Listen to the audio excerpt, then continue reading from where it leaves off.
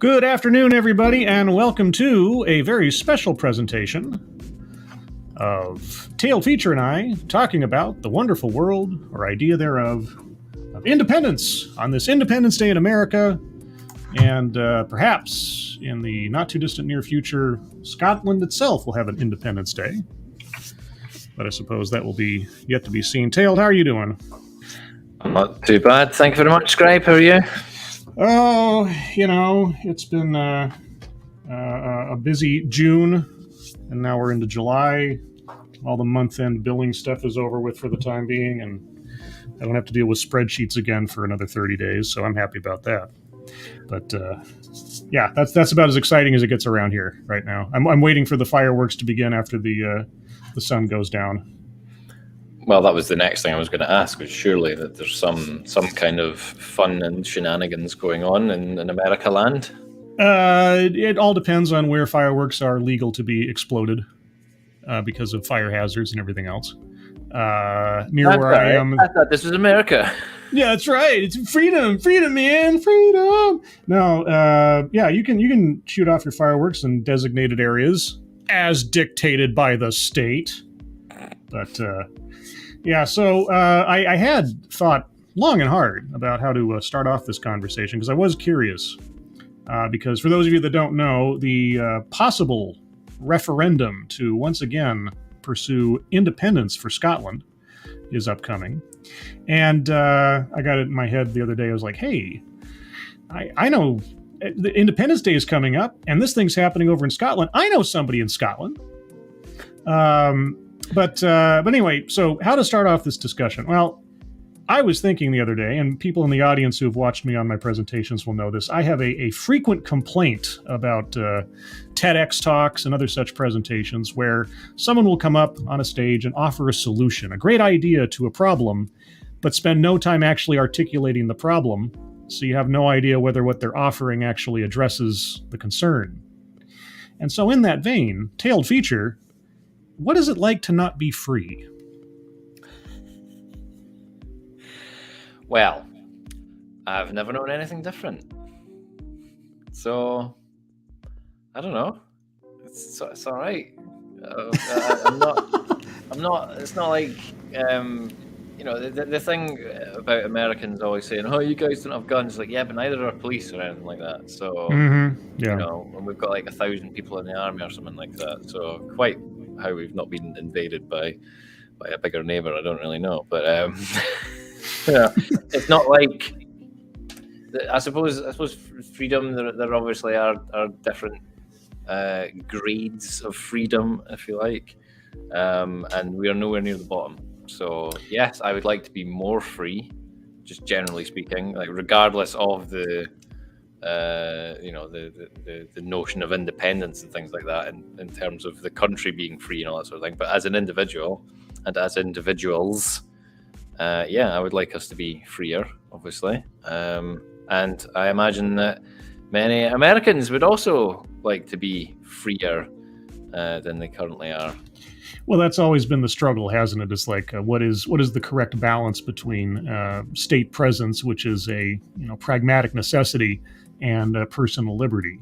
Now, obviously, sort of in the mirror universe version of things, I've never known any different than what I've grown up in, because all of the events that led up to my country having independence, and I'm putting quotations around that because I'm sure we'll get into that later, but as far as legal and cultural independence, more or less, happened long before I was ever born.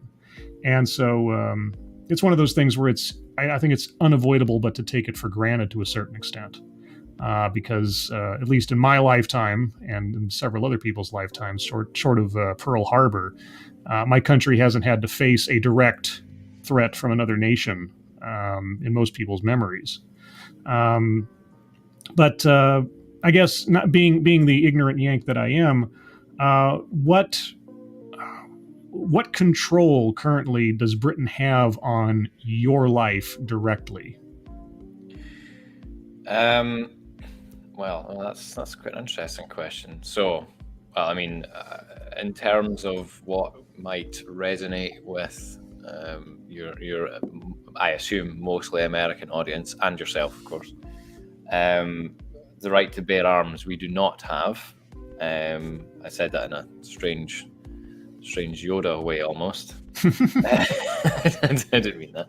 Yeah, we don't have the right to bear arms, even though we did have a kind of gun culture up until about 100 years ago, and that slowly began to kind of ebb away. And then we had one mass shooting in a primary school in 1996. So I was 10, and that was it. The handguns were banned for sort of personal use. So the only way you can now have guns in the UK, for example, is if you are a farmer, or if you're part of a gun club of some description. And then again, there's lots of restrictions and things on top of that. So I suppose that's one of the main sort of differences. And is that a big issue over there? Is that part of the argument for independence? Is that Scotland wants their own gun laws and such? No, absolutely not. No, because we haven't had a gun culture for so long. It's not really seen as an issue, and it actually really annoys me when, I assume it really annoys people in America as well, especially those who are in favor of the Second Amendment. Basically, whenever people over here talk about America's gun problems, they go, just ban guns. It worked over here. It's like, well, we had a completely different culture and attitude towards guns, and no real, at least for a long time, no right to bear arms in the first place. So it's not the same. It's not. You can't just say, well, just ban guns and it'll be fine. Yeah, and I don't really want to make it all about guns and everything like that. But no. But no, you're absolutely right. That there's not really any demand for an independent Scotland so that we can have our guns back. Right. That would be quite based, but it's no, because as we know, in Scotland, it'd be the right to bear broadswords. Well, yeah, or the modern equivalent. Modern equivalent would be chibs, which are just small knives. But that's the thing, right? Maybe you know this. Do you know what a ski and do is? I have heard that term. I'm gonna be kicking myself when you define it for me, because I know I should know that. It's a ceremonial knife or a dagger, really. Yes, a short one that you would keep in your sock. Usually as part of the full Highland dress. Yes, I knew it had something to do with wearing a kilt. That's what Yeah. Well, you're not allowed to wear proper ones anymore. They can only be allowed to be plastic ones now. Oh, I see. Okay, well that would be kind of annoying. Yeah, so the way that it works in this country, if the police stop you and you're carrying something that they could consider a weapon, and you cannot justify why you're carrying it. So for example, I'm a scout leader. If I get pulled over by the cops, they look in the boot of my car and I've got a big box full of axes. I say, well, I'm a scout leader. We're just coming back from a scout camp where we were doing axe work and stuff like that. I've got my scout uniform and stuff like that. So they probably go, right, okay, we believe you. It's in a box and everything. It's fine, But if I was just some random and I had an axe in the back of the car, they would just confiscate it. No questions asked, and you'd probably end up going to court for that. So at one point, not in the too distant past, you used to be able to say, well, the reason that I have a knife on me is that it was part of the Highland dress. I'm just being at a wedding, it's traditional, blah, blah, blah, all that kind of stuff. So you're wearing it in a sock, and then when you're not doing your Highland dress, when you're just wearing your civvies, it ends up going, back in with all your other the kilt and everything like that. At one time, the police would be like, "That's fine, that's a justifiable reason to have that," but no longer. So, real quick, Keldrig, holy cats, man! Thank you so much. My funds are sadly quite limited, or else I go all in on the 1776 donation, dude. You could have done 17. $2.76. I mean, not Yeah, to take away from the amount of that money would. that you just gave him, but Yeah, that is ridiculously generous, even in thought. You'll have to settle for the truncated version. Happy and a bit. Keldrake, thank you. I don't know what to say. That's ridiculously generous of you. So I appreciate that so much. And by the way, just because I got so excited to talk to my friend Tailed again, real quick to say hello to you guys who've decided to join us as this time has gone on here. Kieverdam, Jaeger Pony, Woodcutter, Zalbla. Who else is here? Sarah Chapman, Resolute Germ, Roger Reynolds, Evil Clipazine, Kyler. Let's see, Genti Maxi, Ebony Williams. Who else is here? A Sad Kitty, Mike Savage, Blarg, and Ian, or Ian, Mike Savage. Yeah, that's okay. Gaelic spelling, man. Come on. Oh, I don't. I failed Gaelic. You know this. You know this.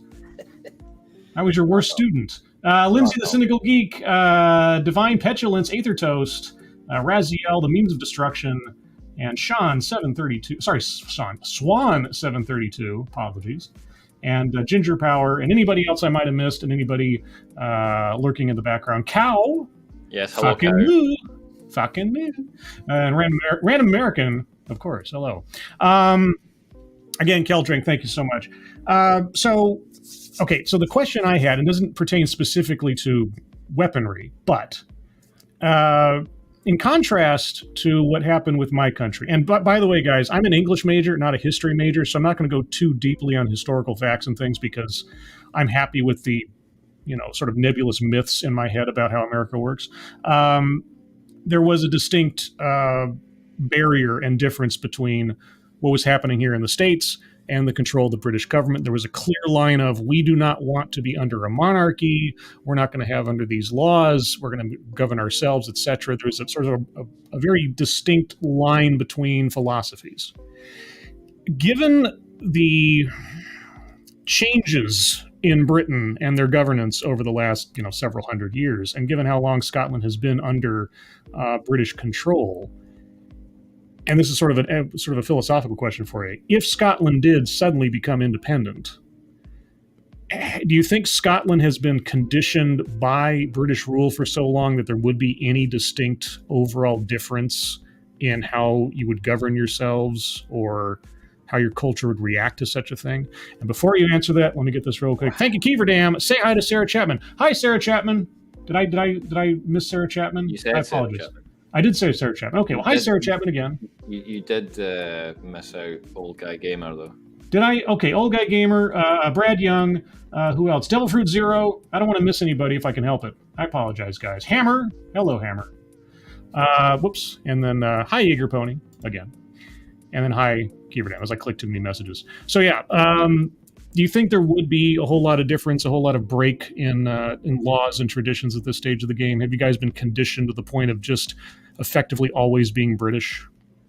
Well, that's a very, very complicated question. Yeah, I can understand. Yeah, I'm sure it is. I will try to answer to the best of my abilities of not being an historian. But essentially, Scotland and England, and I'm only going to talk about Scotland and England, really. I'm going to ignore Wales and Ireland for now.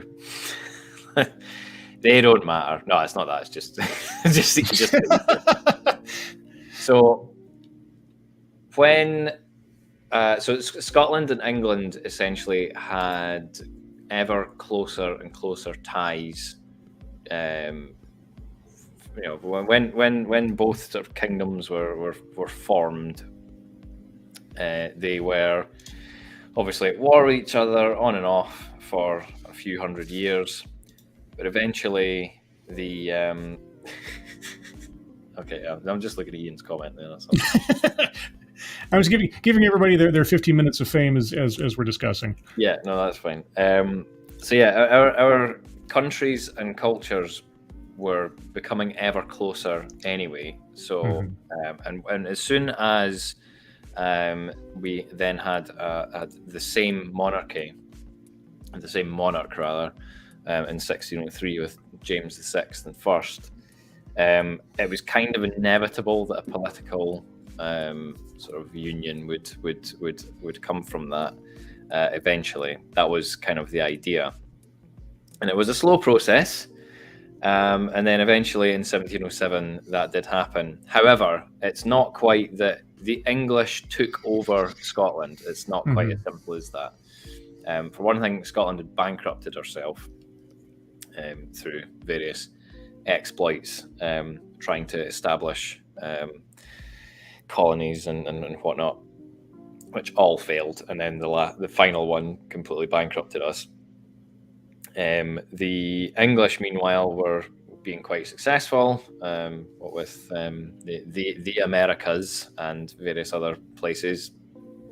And we're about to go to war with France again, and Scotland traditionally sided with the French over the English, so it made sense to make a sort of political sort of union with Scotland. So in 1707, when the Act of Union was signed, the countries of Scotland and England ceased to exist. They have not been countries since. It has been the United Kingdom, which included Ireland at one point, and now it just includes Northern Ireland.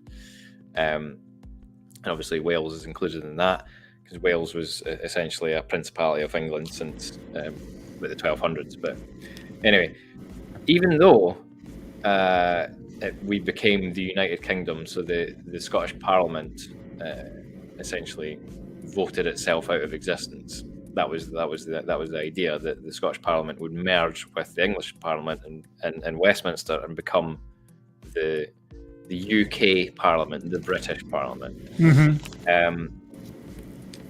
Even though that happened, Scotland was allowed to retain her own laws and legal system, her own church. So the Church of Scotland was still allowed to exist completely independently from the Church of England. And so despite having kind of slightly different cultures, we actually have more in common than we care to admit. However, if we were to gain independence from the United Kingdom, which doesn't really make sense, it's not really independence, because that's not really how independence worked. It wasn't like we were colonized and taken over or anything like that. It didn't really work like that. You know, we formed a union. So yeah, if that was to happen, we'd essentially have to secede from the United Kingdom. Essentially what it would be. It wouldn't really be gaining independence. I know it's maybe a bit pedantic, but you know what I mean. Well, no, I mean it's a discussion that's come up multiple times in my country regarding, say, Texas or various parts of California who want to secede from the union or start their own states or something else. I mean, Texas in particular wants to become there is a faction within Texas that wants to secede from the union. A very small faction, but a very loud one. And every time it comes up, most people just laugh it off, because the complexities of what would happen if Texas suddenly decided to try to become its own country, it wouldn't work. Really wouldn't work out for them if they actually were allowed to in the first place. And but there's too many mechanisms in the laws and Constitution that it probably wouldn't happen in the first place. But yeah, no, I understand the concept. So do you think that Scotland could be independent? In principle, I believe it could be voted for. Or is the question, would we survive? Well, I mean, and this is something that inevitably it's going to come down. Speaking of the concept of independence, because I was thinking about this since I pitched this idea to you. Current events have shown that the idea of independence really doesn't exist in this world anymore, if it ever really did. And not to go too far off the topic, but I guess it was inevitable. Current events, recent events, Ukraine. Okay, so Ukraine gets invaded by Russia. Okay, and then all of a sudden, well, Ukraine shut down, so grain production slows to a crawl. Russian oil becomes politically toxic, if not literally so, in a lot of places. And we suddenly realize just how dependent we all are upon one another, because America might have its own laws and culture and everything else, but we need grain and we need oil. Same thing for Britain, same thing for every other country it's on a the planet. reliance, isn't it? Yeah, it's a reliance on one another. And so, despite ideological differences that could span chasms, just as with, like, say, Saudi Arabia or other countries, there's very few instances where somebody could just be taken out of the equation and not have a knockdown effect on so many others. And so, would Scotland be able to, at least in the majority part of things, be able to survive on its own, and not necessarily? I mean, and like I say, admitting that no one is an island anymore, and certainly Scotland isn't. It's part of one, but I mean, you'd have to have your own, effectively your own standing army. You'd have to have your own, access to the resources that currently, are provided you by your, let's say, union with the rest of the UK. But then you'd have to try to figure them out on your own and negotiate them separately. Could Scotland conceivably do all that stuff? Well, I mean, in theory, yeah, probably. Mm-hmm. The problem is that we've had 14 years of the Scottish National Party, who are supposedly the party of independence, doing nothing but grinding Scotland and its economy and everything into the dirt. Yeah. So if they'd been spending this time doing things that are actually going to enhance the country or ready the country for being independent, then I would, despite my dislike of the SNP, politically and sort of in terms of their policies and things like that, if they had been, I don't know, setting up an oil fund before oil, became again, like you say, dirty word, or anything like that. If they've been setting things up and trying to encourage, entrepreneurship, or even trying to, get countries to invest in Scotland and everything like that, then yeah, there might have been an argument for it, but they have done the polar opposite. They've basically, because they're in the truest sense socialist, they want to nationalize everything. They want everything to be run by the state, including the minutiae of everybody's day-to-day lives. The thought of an independent Scotland is actually quite a terrifying one at the moment, and I know a lot of people only vote SNP because of the independence thing. But they're essentially giving them free rein to do all these awful things and sort of ruin the country. Because the thought is that they finally announced another date for an independence referendum, which is illegal under the terms that were sort of handed down from Westminster. The last one happened because David Cameron, who was Prime Minister at the time, got a little bit scared that a few SNP MPs made their way down to Westminster in an election, and they went, right, okay, we'll give them their independence referendum then, and then obviously the SNP lost that. We voted to remain as part of the United Kingdom. So essentially, they were told, well, you said it was going to be once in a generation. It wasn't just a slogan. It was actually in a lot of their the white paper and everything that they produced at the time. So they haven't been given permission for this next referendum. So in that sense, it's more going to be like a survey. But that everybody in Scotland can actually be involved in, rather than just taking a sample of the population. The idea is that they'll take the whole population, and even if they get a landslide or anything like that, Westminster can still turn around and go, well, it's not legally binding. So yeah, I was just thinking like that was sort of like the folly of the whole Brexit thing. It's like, oh sure, we'll just throw out this referendum, and then people voted for it. Like, whoops. But in this case, it's inherently not legitimate to begin with. Well, isn't that? I mean, that if I had any knowledge of politics within the country I was living in like that, I'd feel like this is like throwing table scraps at me. It's nonsense. Like why do that at all? It's making such a joke out of the idea, even if the country isn't ready for it. Well, And that's the other thing. Most people who support independence want to rejoin the EU. right, What is independent about that?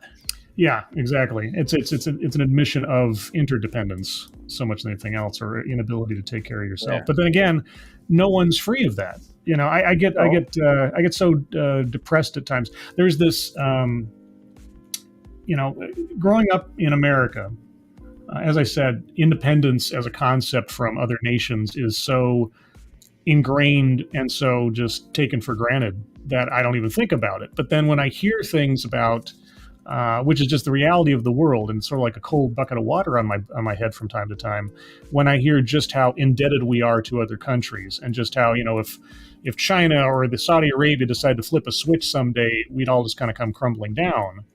I feel both sad but also offended by the idea, even though, because there's the pragmatic and rational part of my brain, and then there's sort of the idealistic, you know, sort of mythically informed part of my brain when it comes to my country as to the reality I'm living in. It's like, yes, we're an independent country, and I have all these freedoms, and I have all of these rights under the law, and certainly compared to many other countries, you know, I'm much better off than I would be, say, obviously, in, say, you know, North Korea or something. You know, the big contrasts. At the same time, though, you realize just how tenuous it all is. And especially these days, whatever side of the abortion argument you are on in this country, that was overturned lickety split effectively by the courts. And now everybody's lives are thrown into chaos, and different states have to make different laws and everything else. And these things you take for granted, but they are tenuous. Everything is not written in stone. And sometimes you have to come to terms with the fact that freedom and independence also means self-governance. And self-governance does not mean everybody's on the same page, which a lot of people don't seem to understand a lot of the time either. Is that's the push and the pull of it. There has to be this conflict of a kind, and hopefully not one that becomes violent, but there has to be this push-pull, or else you don't change, you don't develop, you don't advance. And part of our Constitution, at least, the idea of an amendment is you have the mechanism to adapt and revise things as times change and circumstances allow for themselves to do so. Is that something that you think Scotland would be able to handle? Like self-governance, given what you're talking about the SNP, it almost sounds like some grand conspiracy theory, like the SNP is there to so destroy Scotland that it could never legitimately secede in the first place. But is there enough union of ideals in Scotland that even if they achieved independence, they'd be able to productively govern themselves? Probably not. I mean, again, because I don't like harping on about the SNP, because I don't like them. You know, you don't have to. We can talk about something else. No, not racist. Just don't like them. No, the last thing, I wasn't going to actually, for a change, I wasn't going to go and talk about them. If there was another, I don't know, group of politicians or you know, people with ideas, and they said, this is our plan for a, you know, an independent Scotland, and I'm pretty sure the SNP wouldn't allow it. You know, if whatever, say there was I don't know, a group of people with political ideals or philosophical ideals, and they said, look, this is our sort of dream for Scotland, for an independent Scotland, and it involves, you know, all these different freedoms and, you know, kind of libertarian ideals or whatever it happens to be, and that was something I went, yes, I could gravitate towards that, and if they become sort of more popular, then I would support independence, and then I would support them. But I can't imagine the SNP would even let a party get to that stage. You know, as soon as I think anyone comes up with any sort of idea, you know, about, well, this is actually how we could run Scotland, and it's not along the same lines as the SNP or the Greens or or Scottish Labour, or indeed the Scottish Conservatives, because they're not conservative at all. I just imagine that because essentially, I'm sure it's the same in England, I'm sure it's the same in America to an extent as well. You have sort of the ruling elites, and again, it Yes. sounds like conspiratorial. So if anyone else comes up and said, "Well, I've got some good ideas about how I would like to, me and this group of people, we've basically got, we've got all these policy experts and stuff like that, and we want to put in this put together this party where, we'll, freedoms and private ownership of things. What a novel concept, all these kinds of things." I would just imagine if anyone came out like that with any sort of serious clout anyway, no offense to the Scottish Libertarian Party, but man, yeah, I they get just it. post memes and stuff like that. Let's be honest, they're never going to be really taken seriously in the current climate anyway. So if anyone came out with genuinely good ideas, I just can't imagine. I think they would just get character assassinated basically immediately, because the media and everything is all, not all pro SNP, but they're pro the parties that exist already, the established parties, the two-party system. They're either one side or the other. So if someone else comes in and goes, "Well, actually, they're both a bit crap. Let's do something different. Let's do it more of a, I don't know, American model, for example. Whatever that would entail. Private property ownership and all that kind of stuff." I think it would just be immediately like, "No, these guys are racists," or "Look, we found these tweets," and they would just get destroyed before they even began to cultivate any kind of movement or anything like that. Right. And then if independence was realized, they'd be the first ones in the gulag. Well, I think that's one of the sort of the I guess the benefits in my country's history of having such a distinct common enemy to fight. It's like there is a particular way of governance that we do not like and do not want, full stop. And so what has to derive from that inherently has to be different. And at least that unifying principle, even if we're not all on the same political lines, acts as sort of a boundary for there being any discussion of something beyond it. And that's what we always end up arguing about, well, this is creating a king or a dictator or something else. And then we have to sort of try to race back to the middle or whatever, even though, and this is one of the things that has been bugging me the last, several years of my life, at least.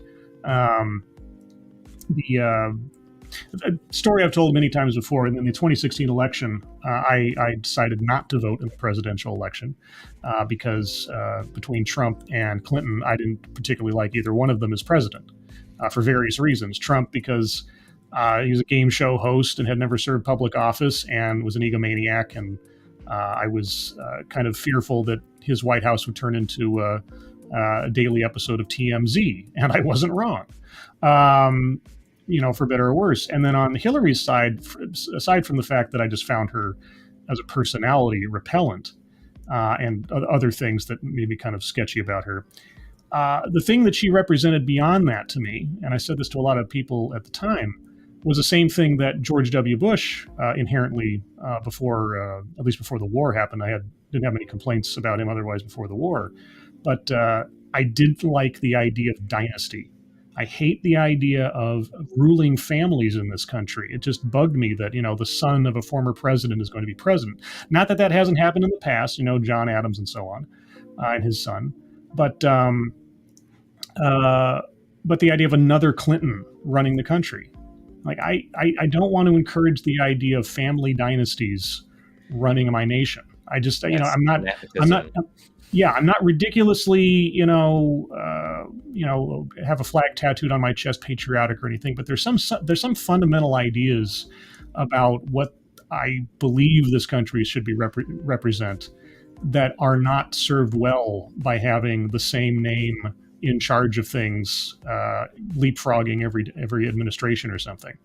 So that was my big problem, and. I try to think about what does it mean to be a patriot these days? especially with social media. And I don't want to keep dwelling on all the modern stuff necessarily, but I think it's unavoidable now because especially about freedom of speech, one of the fundamental rights in my country that is supposed to separate us in a lot of ways from so many others and to be something that we are proud about. And yet more and more it feels as though, and I know this is happening in Scotland and UK and everything else, you put yourself, your future, your livelihood at risk just for speaking your mind, and in ways that aren't necessarily understandable. Like if somebody accuses you of being something for something that you said that they disagree with, like you said before, everything falls apart. And then you're no longer able to be an independent thinker unless you go along with the mob. This, I'm just kind of babbling a little bit, but these things are really bugging me lately. And the idea of what the whole American experiment and what we're supposed to believe in constantly feels either battled against or delegitimized in a lot of ways. It's very, very concerning to me. You say it was undermined. Undermine's a good way to put it too. Yeah, and I mean, this is more than a few people have been talking about this, especially recently. Is that can we have a disagreement without hating each other? Is that possible? Just having a difference of opinion without turning it into cancel culture or you're a racist or you're a sexist or you're a whatever. Because it's so easy to run there. It's a very easy out to an argument to just vilify somebody and dismiss them. It's a lot more difficult and takes a lot more effort to actually engage with someone, even if you don't agree with them by the end of it. Well, yeah, and social media has definitely exacerbated it because I think about 99% of what people say online, they would never say to someone's face. Sure. They would probably take a little bit more time to consider what somebody said before just immediately responding. And I'm like that on social media as well. And what I mean by that is when someone posts something, I will pore over it for ages before I reply, and then they'll reply within like 20 seconds. Yeah. There's no real critical thinking going on when you have an argument with someone on the internet. And it doesn't always have to be an argument. Why does it always have to be an argument? Why can't it be a discussion? Right. That's well, with only 280 characters to work with, sometimes people don't have a lot of room to maneuver with. Well. If you're talking about Twitter, yes, but oh, sure, yes, that too. Plenty other websites don't have character limits, or if they do, they're Facebook's something like 10,000 or something like that. Oh well, I stopped using Facebook a long time ago, and I don't go to. Yeah, I guess I have a very narrow view on social media these days because basically it's Twitter. And YouTube, and that's it. Because I don't go to Reddit. I don't use Facebook anymore. So everything is very short form, brief snippet type things. Maybe that's part of my problem. Well, I think that's part of everyone's problem as well at the moment. It's an immediate reaction to something that has very little context. Mm-hmm. If you could post something completely banal, but because it's devoid of much context, when someone reads it, they just put their own interpretation on it like immediately, and it's I don't know. But whereas if it was part of a face-to-face conversation, I think there's definitely a psychological aspect to it. If you're talking with someone face-to-face, if someone said something that seemed a bit out of context, you would probably just say, sorry, what was that? Could you clarify? Could you explain that a bit better? Or what are you talking about? Rather than just assuming what that person's intent is, and then running with it. And that's also a difficult thing in all online, especially in Twitter, because I don't have much other experience elsewise. It's just there's no inflection in text, so getting across satire or curiosity or there's no body language or anything else, and so you don't really have any. Yeah, I mean, words and how you have phrased them become very, very important, more so, I think, in short form, if you're going to try to get something across. Or you have to start putting like a small novel into a series of tweets or something to try to get something across these days. Yeah. Or take a screenshot of a text document or something. It reminds me of Do you ever read any of the series called Ender's Game by Orson Scott Card? Was there not an awful film made of it? Well, there was an awful film made of it, yeah, but the book itself is pretty good. And it was written back in I think the 80s or the 70s or something. But either way, there's a whole subplot in there where basically he effectively predicted the internet, where people would be communicating on these long form essay. He's sort of like he envisioned Reddit before Reddit existed. And so it's his fault. We need to go back. Yeah, it really is, amongst other things. But yeah, there was when I read that years and years ago, and this is before the internet, so the idea was sort of in my head at the time. It was so in the books, it was hailed as this like new way of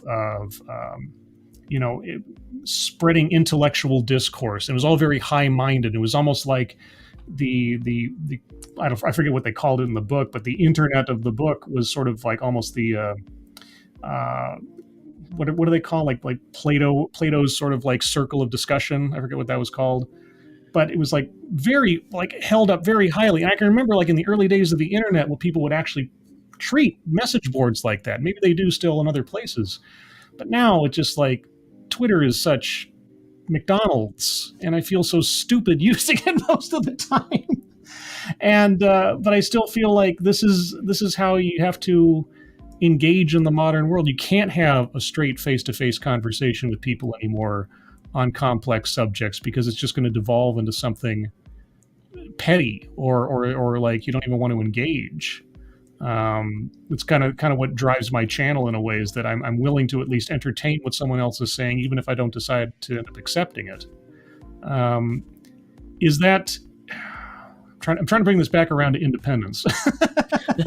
Good luck. It comes back to independent thinking. Independent, like not just. Being able to think independently, isn't that more to do with absorbing as much information as you can and making your own decision based on it, and not just reflexively dismissing stuff? I mean, is it independence to just say I believe what I believe, and that's it, and you can't convince me otherwise? Is that independence, or is that just stagnation? I don't know really. I remember my dad. He sat a sociology course or degree or something like that. I can't quite remember what it was. Probably about 15 years ago, something like that. And they basically there was one discussion that they had where that at that time, and I'm assuming it would probably stretch till now as well. We're in a period of what's called non-history, and that everything from about the year 2002 or thereabouts, everything has kind of just stagnated, and nothing is really. There's not really been any innovation. There's not really been, a whole lot changing in terms of politics and attitudes and stuff like that.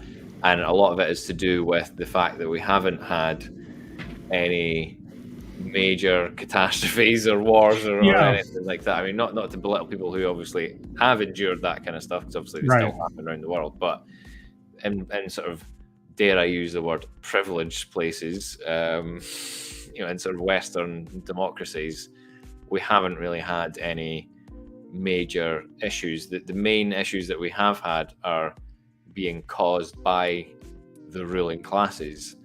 It's a problem of their own doing that they will always come out of on top, regardless. They don't really care that it's a big problem.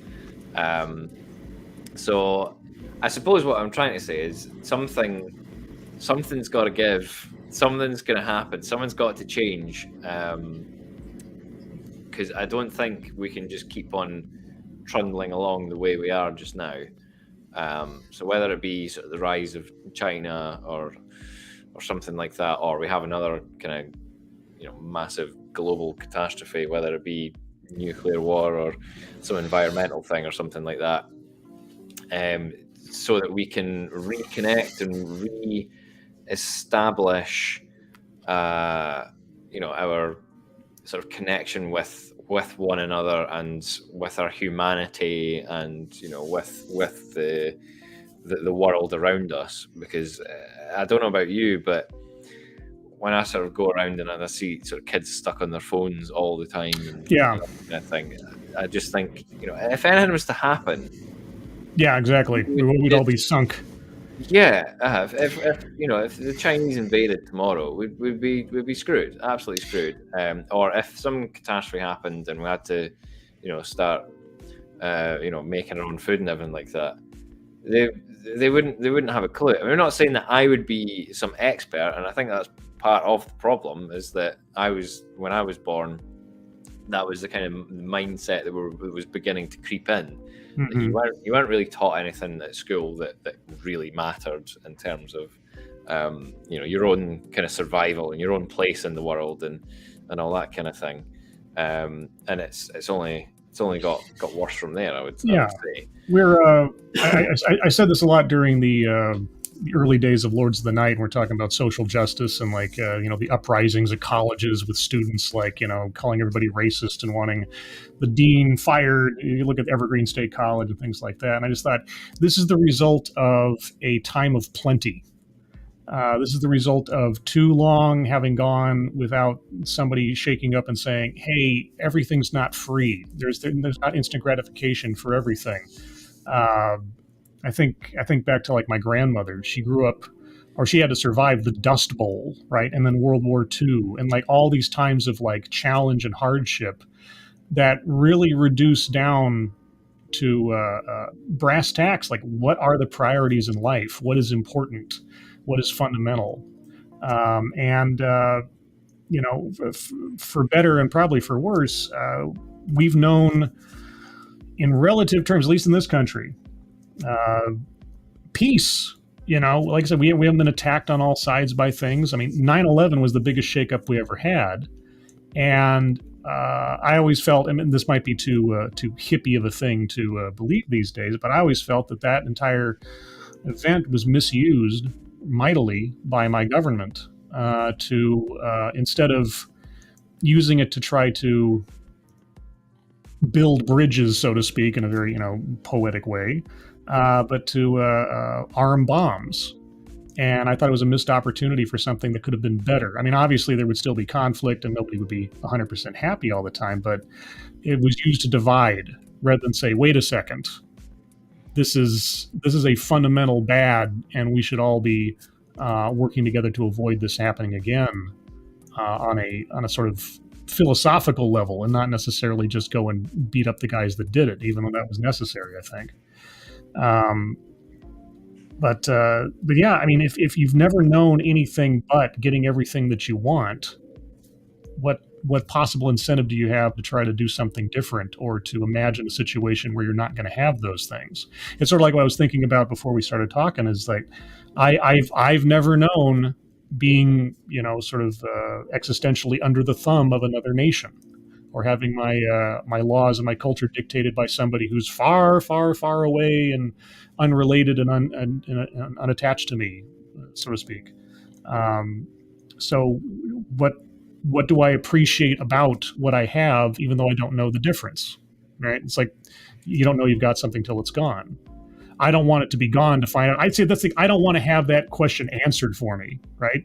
I don't want to find out what it's like to be under the thumb of somebody else. I don't want to know what it's like to lose my freedoms. At the same time, with as much as is just taken care of for us over here, we do become complacent and we do become soft. And I think it's inevitable. But how do you solve for that problem in a way that doesn't become like persecuting people just so they can feel the pain? And I don't know what the answer to that question is.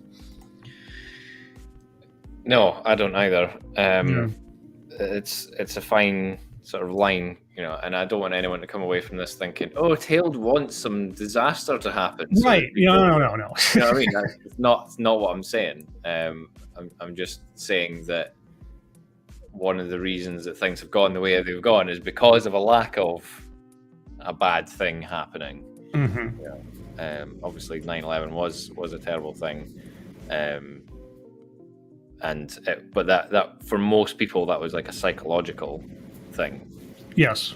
In the grand scheme of things, it was a shocking event and everything like that. In the grand scheme of things, it wasn't that. I could choose my words carefully here. Well, no. I'll save you a little bit. So when the day it happened, my mother, I was visiting home from school, and I was in my old bedroom, which had been turned into like a sewing room at that point, and I was sleeping on an air mattress.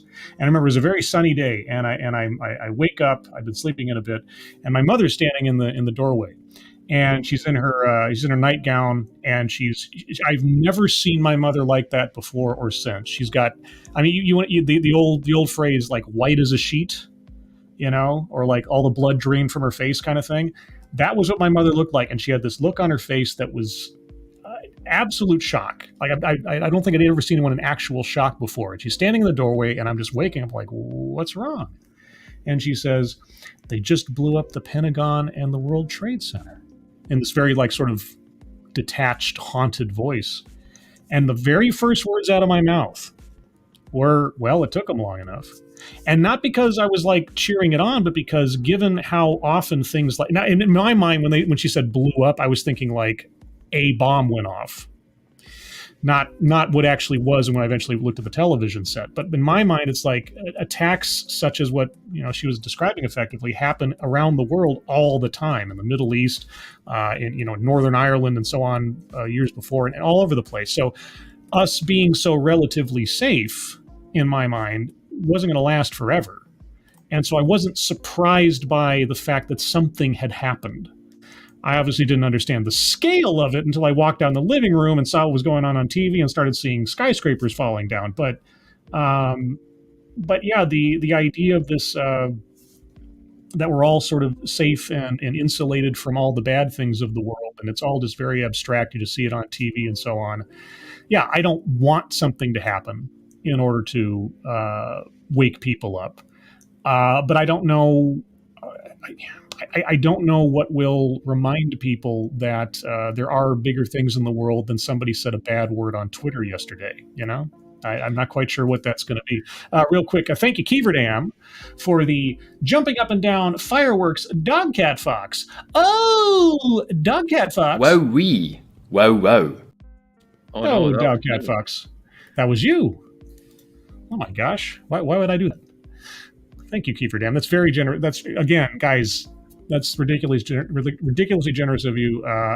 As always, I will be paying forward your generosity as much as I can. By all means, also take a look at the GoFundMe links at the top of the chat box for our friend Shady Grin, Angry Illinoisian, and his kitten.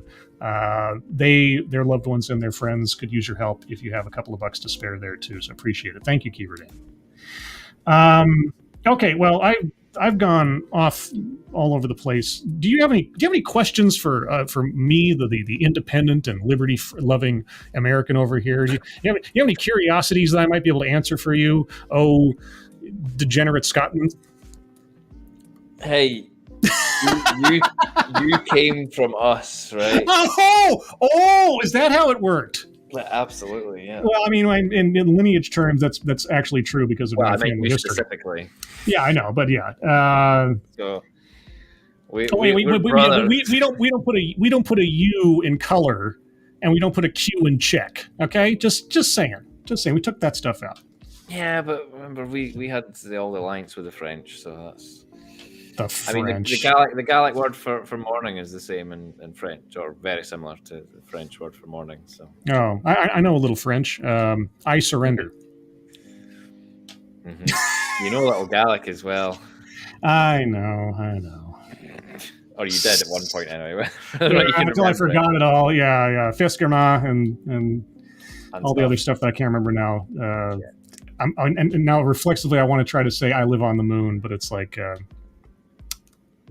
No, I'm not going to try. I'm going to ruin it. I'm going to make myself look more like a fool.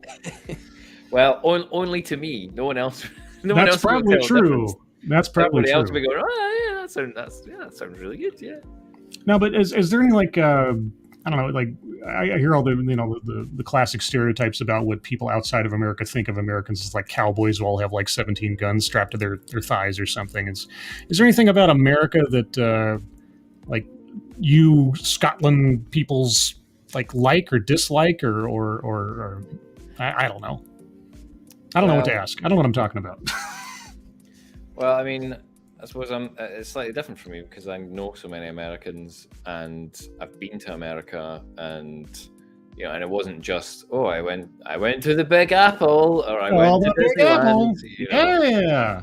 It was slightly more involved. You get a T-shirt?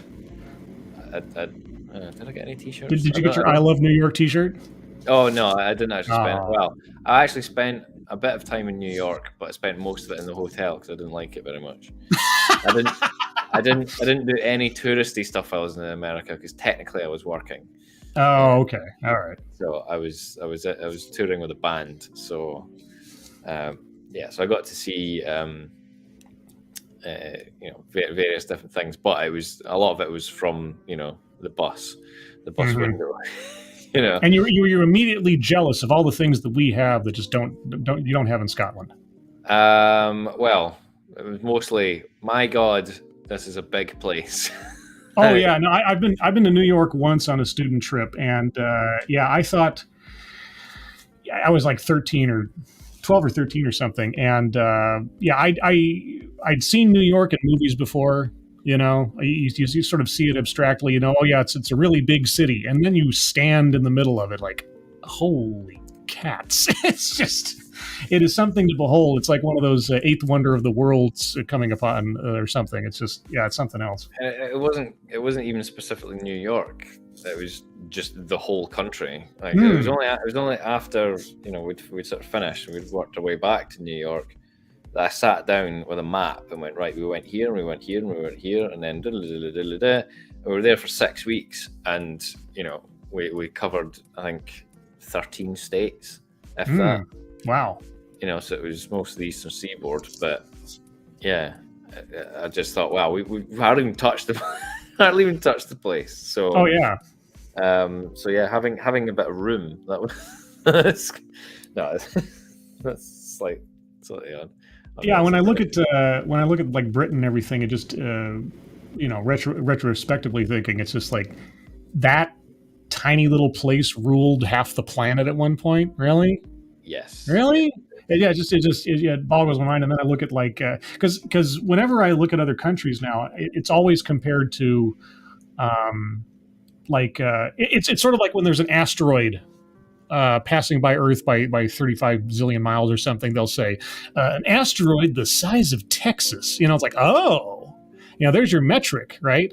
Yeah. Or if I look at any other country, it's like, how many of these countries in Europe can fit inside Alaska? That kind of deal. Because we do have so much open space, and we have so many contiguous state borders that you can just pass through without checkpoints or anything.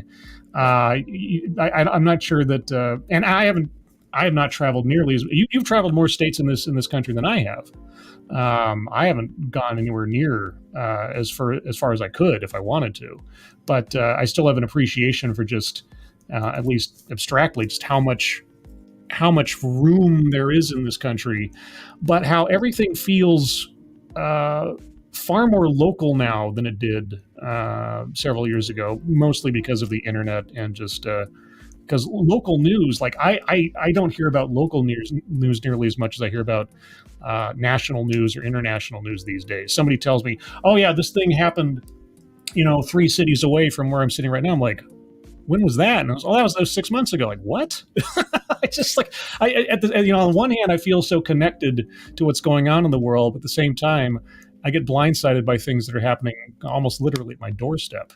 So it's a very weird kind of, and just looking at like the UK, I just think about like you could drive across that entire thing in a couple of days, and you've seen it all at that point. It seems like.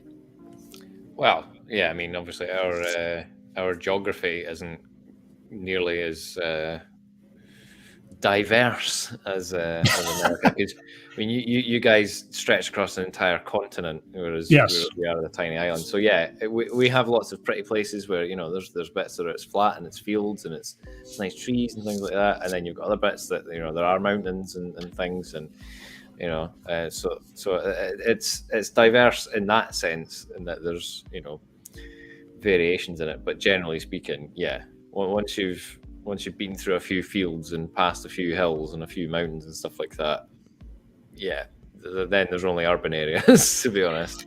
Do you feel like so even though I'm in a state and there are people in other states, the whole idea of like being an American to a certain extent supersedes even the distinct cultural differences between, say, Texas and Maine and that kind of thing. There's still that kind of unifying sensation about being all part of one dysfunctional but yet grand family. Do you think Scots feel that way about the rest of the UK? Less so now, because that's the other thing you need to bear in mind. I mean, up until Margaret Thatcher, Scotland voted mostly Conservative. Mm-hmm. It was only when Margaret Thatcher came along and like destroyed all the industry, and it wasn't just in Scotland either. It was the north of England and Wales and all these sorts of places. So they all flipped to Labour, because it was anything but the Tories. Basically, was what it became.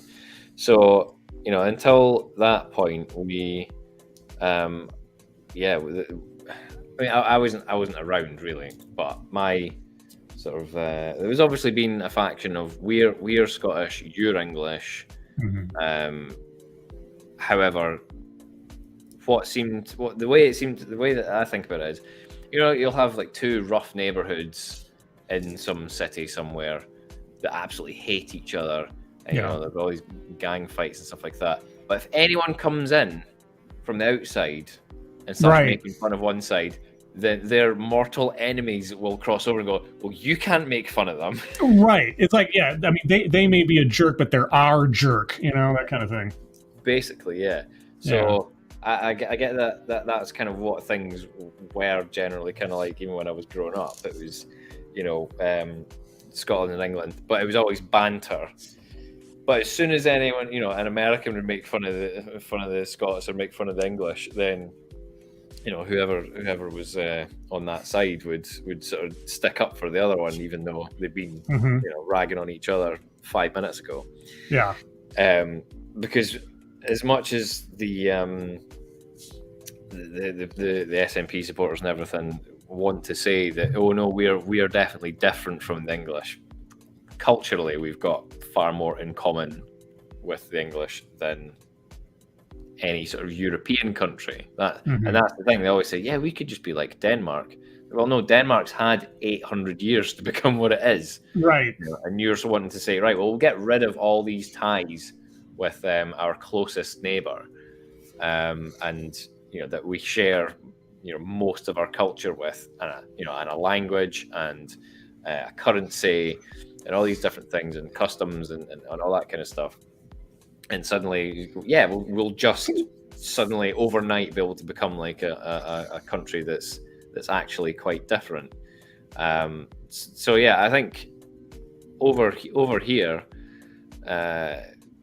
people do tend to look at America and go, all I see are guns and cowboy hats and American flags and stuff like that. When actually, not only is the geography diverse, but a lot of things are very, very diverse. America. I mean, just moving from one state to another, because it's so big, the people are quite different. Although you do, generally speaking, have a common culture, just like Britain does. Yeah, well, I mean, and that's something that I've always come up against. Like, America has no culture. America has no culture. And it's like, we have a culture, and it's all rooted first and foremost in the Constitution. Everything that's grown out of that state to state, we all have that in common. And we all ultimately, whether we're constitutional historians or not, we have a general understanding that we all live under those laws, and we all enjoy, as much as is possible, state to state, those fundamental freedoms. Different statutes, state to state, different dialects, and so on. But there's always that one thing you can fall back on, is that we all have something in common, and that's American culture. It's like, oh well, American culture is just.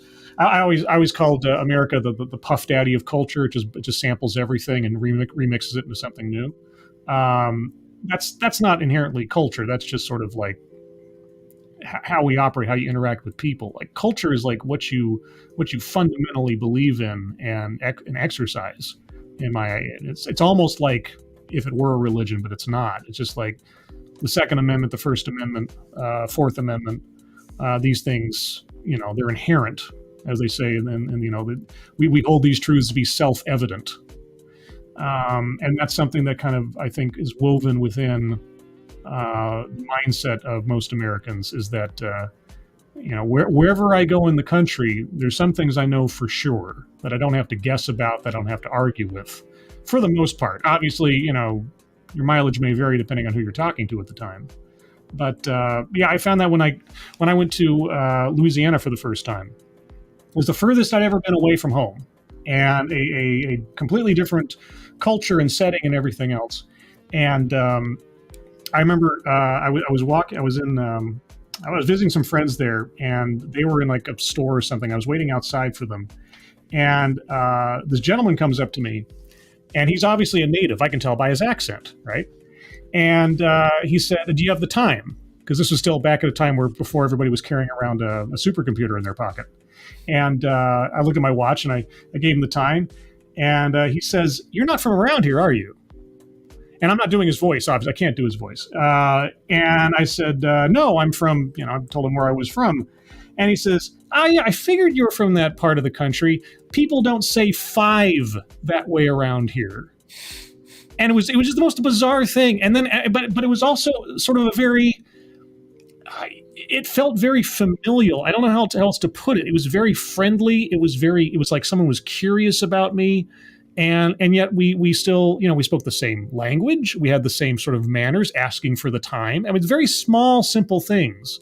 And I realized I wasn't visiting some kind of alien planet or something. But just for a second there, you have this connection with somebody who obviously comes from a completely different, a walk of life than you do. But you sort of connect for a second over something that's, sort of curious between the two of you, even though you're from the same place effectively. And I always think of that story in my head whenever I hear somebody complaining about someone saying, if somebody asks you, "Where are you really from?" Or "Where are you from?" or something, like that's some kind of insult. Like a curiosity over you is inherently an insult, or it's like supposed to make you feel like an outsider or something. It's like, no, someone's trying to understand, or at least default to the extending the benefit of the doubt that someone's trying to understand, not distance themselves from you, right? And that it's a tiny little anecdote, but it always made me feel like there wasn't anywhere I couldn't go in the country and not feel like I have a connection in some way, shape, or form. And I don't know if that makes any sense, but that's kind of, it was one of the weirdest but most informing little exchanges that I'd ever had. That's the kind of thing that would happen here, to a certain extent. It would now depend on where in the UK you went. Yes, I'll leave it at that. Yeah, things are changing everywhere. Let's see. I was going to ask something else. What would a Scottish Independence Day look like, do you think? What would you do if you had because here we have, of course, fireworks for the rocket's red glare, purportedly, or it's just a scam to sell fireworks. Barbecue, hot dogs, concerts, all that kind of stuff. What would a Scottish Independence Day look like? What do you think would be like one of the core necessities for a Scottish Independence Day? Well, we probably wouldn't have fireworks because,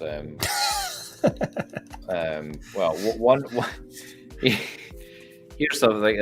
I bring this up whenever I can because this was one of the best things I have ever seen. Which is kind of sad, actually. But anyway, so there's this SNP member of Parliament, and he wanted to have a debate on the usage of fireworks by the public, and basically he wanted only sort of state-sanctioned events could use fireworks.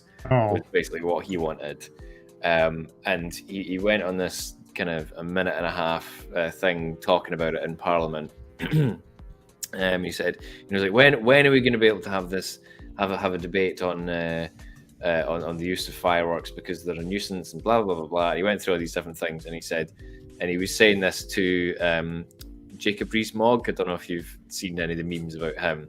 I've heard the name, yeah. Yeah, so he's the most stereotypically kind of English guy you could think of. You know, he looks a bit like sort of Stephen Fry, but and he's very, very, very posh. I mean, he's got Jacob Rees-Mogg. Yeah, at the time he was the speaker for the House of Commons, so he was sort of in charge of what was going to be discussed and everything like that. And so this SNP MP says, and so it goes on for about a minute and a half. And he says, "And can we have this debate?" Jacob Rees-Mogg just stands up and goes, "No," and then sits back down again. Well, I mean, ask a simple question, you get a simple answer. Yeah, well, the funnier thing is that the use of fireworks and stuff like that has actually devolved to the Scottish Parliament, so it was nothing to do with Westminster anyway. So it was totally stupid and pointless. But yeah, we probably wouldn't have fireworks for that reason. I don't know. Would it just be like a bunch of Mel Gibson LARPers? Probably. It'd be cringe. Mel Gibson LARPers. Yeah, and we'd probably, I don't know, burn Tory voters or something like that. I don't know, man. It'd be something along those lines, or we'd go and worship at the shrine of Angela Merkel or something like. I don't know, man. Mm-hmm. Don't know. No fun allowed. No, that's the only thing. It's not going to be everybody playing bagpipes doing marches down the streets or nothing. I suppose there probably would be a bit of that. My concern with it would actually end up being like a kind of Irish pride thing. Oh, because that's the danger, is that the most of the SNP supporting independent supporters are actually of Irish descent rather than Scottish descent. It's the Hibernian conspiracy. Yeah, I think Joe Biden's involved in that. If you want to look it up, it's quite funny. Oh Lord, yeah, I know. This conspiracy theories involving Joe Biden are quite the subject of discussion in the press these days. And oh boy, I don't want to go there. Gosh, I'm trying to think if there's anything else. Yeah, because my two biggest like ideas when bringing this up was like finding out what you thought or what the prospects were of an actual Scottish independence, what that would mean.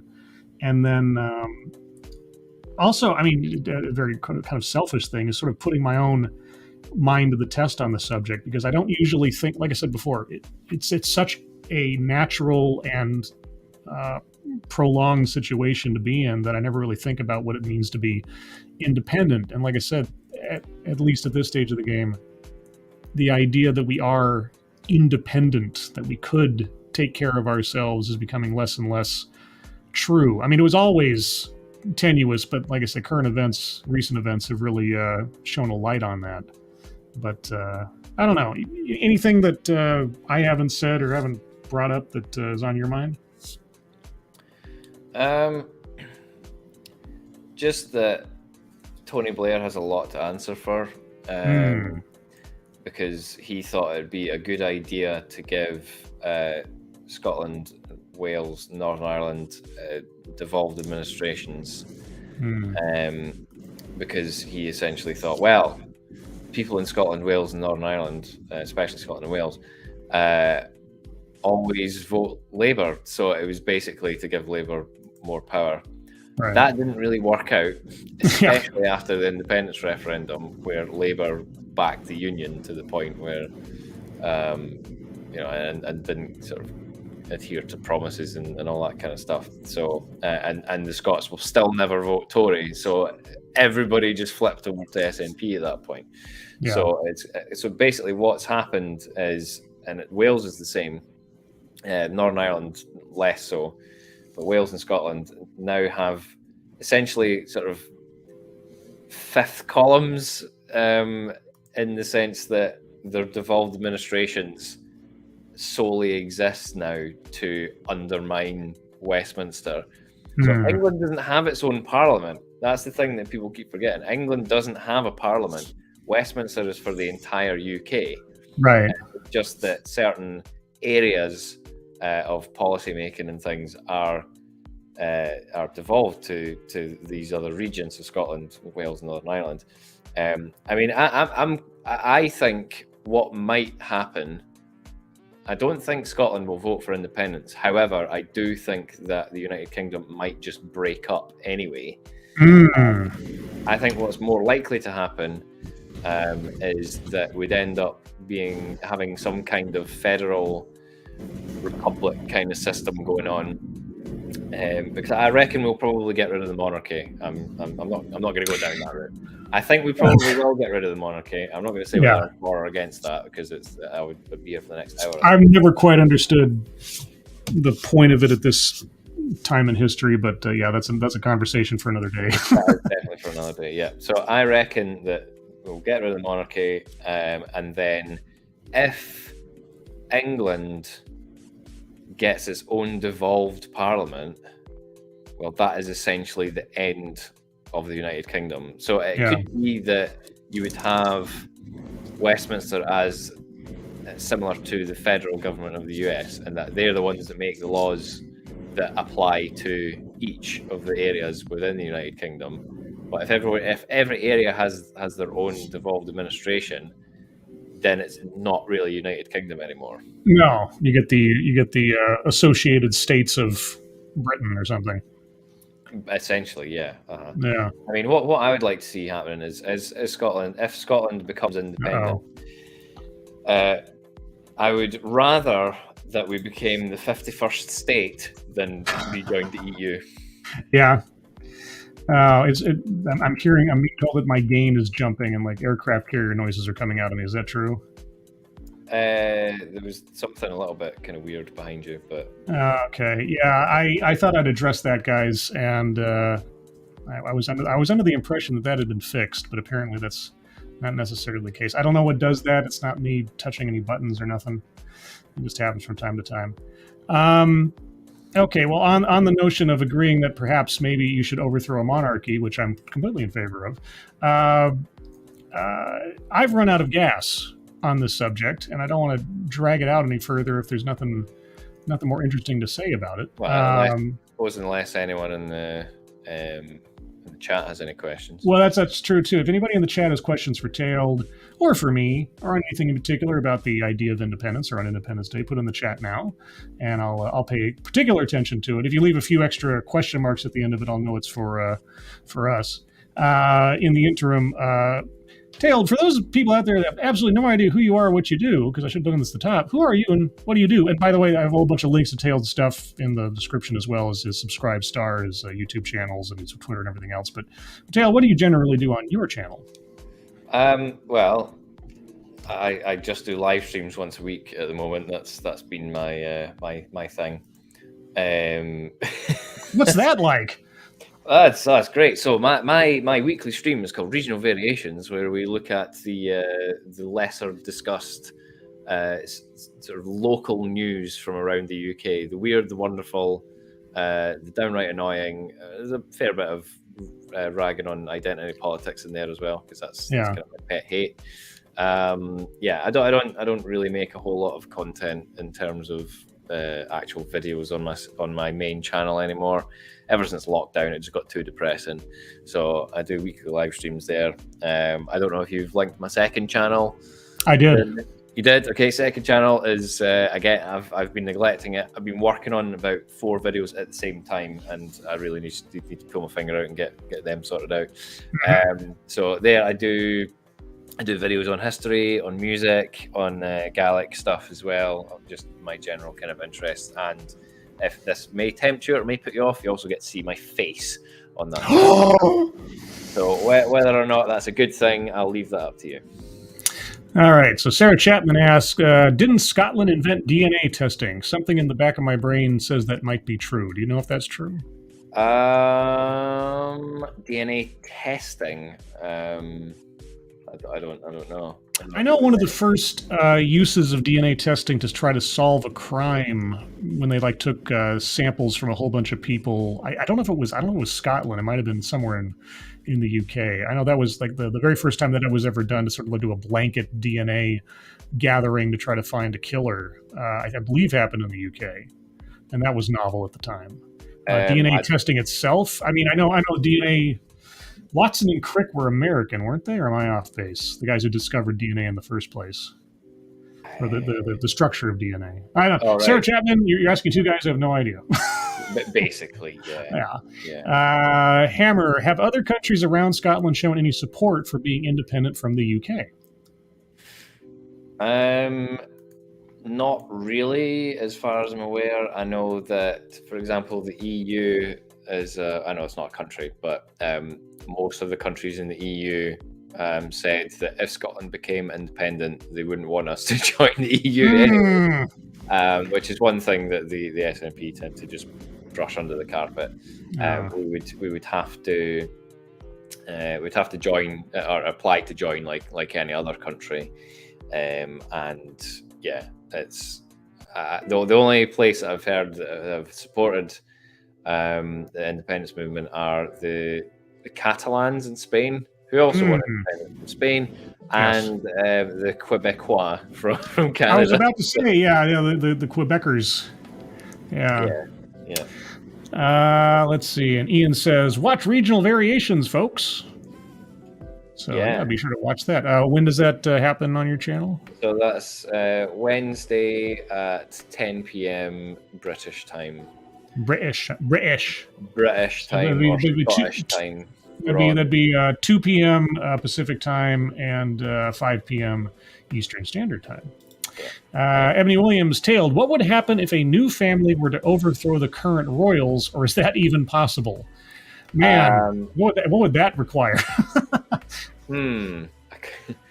Yeah, I don't think that would happen, to be fair. This day and age, probably not. No. Although, because the obviously the Jacobites fought to restore Catholic kings to the Catholic Stuart kings to the throne of the United Kingdom during the 18th century. I think the current heir to the Jacobite dynasty, if you like, he's some German duke or other, and apparently has been asked about whether or not it's a claim he would like to take up, but he's basically went, nah, not interested. So the way that the royal family operates these days, they're probably more under threat of Elon Musk buying them out. Well, yeah, there's that. And just so Lexi knows, I'm generally in favor of the monarchy. Just so you know. Okay. Ginger Power says, today of all days, I'm so happy that I escaped the UK. Well, congratulations. So it just depends on what you like. Yeah, that too. What's important to you. I don't think I would fit in America too much. I mean, I don't think I'd be. I think I'd get homesick, really. Because despite the amount of times I spend slagging off my own country and stuff like that, I would rather stay here and fight for it, to be honest with you. Yeah, not in as martial terms specifically, but no matter where else I go in America, I can't feel myself wanting to live anywhere but where I'm at. I'm just too acclimated to it, literally and figuratively. Yeah, but that's of course I'm talking about individual states, whereas I could be going anywhere else and I'd still be in the U.S. Yeah, true enough. I mean, I did consider emigrating about 10 years ago. Yeah, I remember you talking about it. Yeah, not to America though.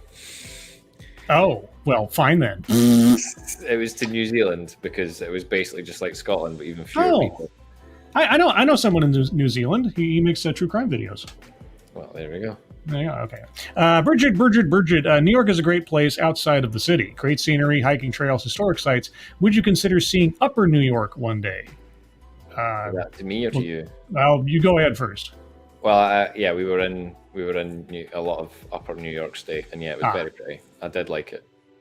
I would be happy to visit Upper New York one day. Yeah, I only went to the city for like a day and a half or so. It was a very whirlwind East Coast tour. Went to New York, DC, and Pennsylvania.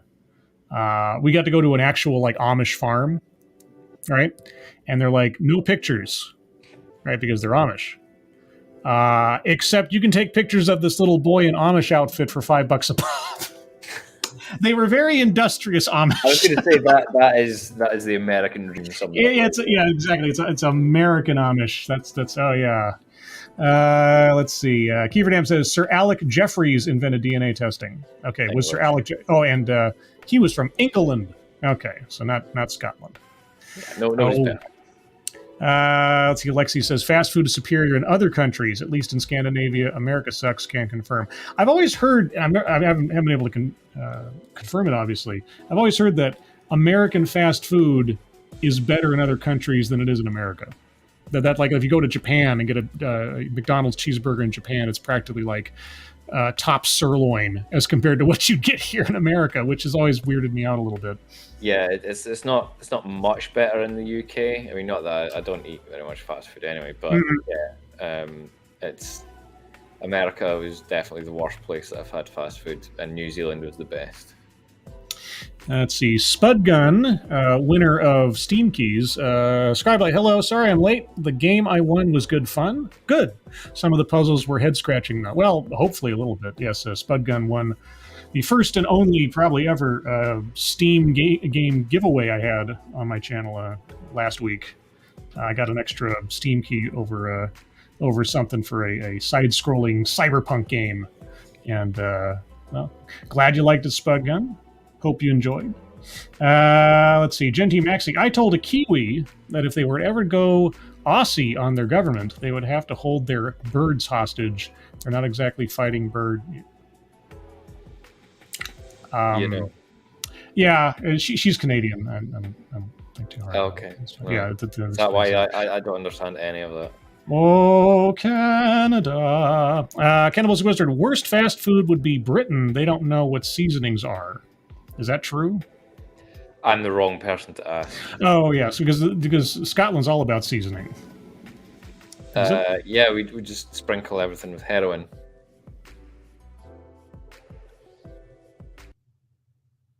Okay, and on that note, it's very Moorish. Yeah, what a great way to close out the show. Yeah, everybody, thank you so much for joining us. I know it's getting late over in Tail's part of the world. I don't want him to lose out on sleep over my account. So, Tail, where can people find you next? It's only What'd you say? So it's only 9:30. Well, I'm an old man now. My sense of time and what's a reasonable time to go to bed has changed drastically over the last several years. Well, so okay, fair enough. I'm gonna enjoy the rest of my 4th of July with a good cup of tea, just to annoy the Americans. Tea? It's supposed to be Scotch whiskey. Nah, I'm annoying Americans today. So okay, all right. But yeah, so Wednesday at 2 p.m. Pacific, guys, 5 p.m. Eastern, and was it 10 p.m.? Yes. GMT. You can find Tailed on regional BST at the moment, actually. Oh, BST, yes. Regional variations where Tailed and his fellow UK friends talk about the goings on in their little island stronghold. Yes, and I will invite you on one day. Oh, yes, I have to come on. Someday I'll be on there to talk about whatever the heck I know about things. As for myself, guys, you can find me here on Thursday night at 6 p.m. Pacific, 9 p.m. Eastern for another episode of TED Excellence. I've already picked out this week's episode. It's actually, by the title, someone I might fundamentally agree with on something. I'm just curious to see how she decides to go about talking about it. I won't give away too much more than that. You'll know it when you see it. And but yeah, 6 p.m. Pacific, 9 p.m. Eastern Thursday, and also be sure to check out the links in the description to Tailed Features YouTube channels, his Twitter. Got a subscribe star in there as well. Check those out when you have the opportunity. Tailed, happy 4th of July for whatever it's worth to you. Yeah, I'll say La Neo Eshimalach Ma Root. So that's happy Independence Day to you. Something Nagelic, something on moon. I just remembered. I just remembered Nagalic. Something about dealing with the moon. That's all I remember suddenly out of my Fesker Ma. Either way, or actually, it's not Fesker Ma right now because it's too late over there. Well, good night, Aikiva. Aikiva. That's right, Aikiva. And Aikiva to you all. Thank you guys for joining us. Hope you all have a good 4th of July if you're celebrating it in the States. If you're not in the States, you're missing out on fireworks and hot dogs. But I'm sure you can probably, bundle those up somewhere yourself. Yeah. And especially, man, you know who loves fireworks, I hear? The Danish. Really? The people in Netherlands apparently are crazy. I mean, I'm not even kidding. Crazy about fireworks. Like, man, you went from the Danish to the Dutch. Okay, maybe the Dutch. Sorry. Is there a difference? I don't know. I'm a stupid Yank. Everybody, thank you for joining me. Moderators, thank you for keeping an eye on things. Even though everyone here is so well behaved, you have very little to do. Everybody who donated, seriously, thank you. Thank you so much for your generosity, either to myself or to those GoFundMes at the top of the chat box. Please take a look at those if you have the opportunity. Appreciate it. Have a good 4th of July, everybody. Stay safe. Stay well. If you're not well, please get well soon. And I'll see you on the next one. Take care. Bye-bye.